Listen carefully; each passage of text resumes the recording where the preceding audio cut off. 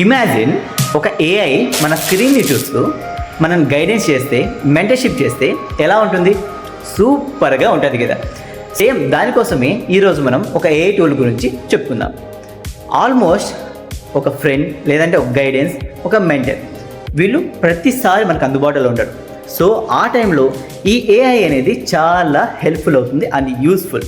Google AI studio live.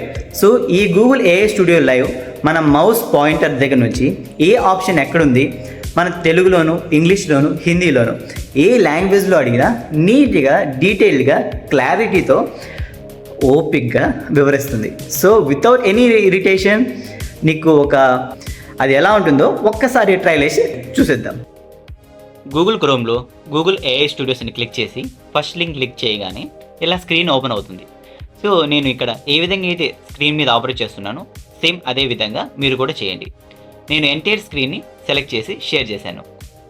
ఇప్పుడు నేను మౌస్ని ఒక ఆబ్జెక్ట్ దగ్గర చూపించి ఏంటి అని అడిగితే ఏఐ ఆన్సర్ ఇస్తుంది.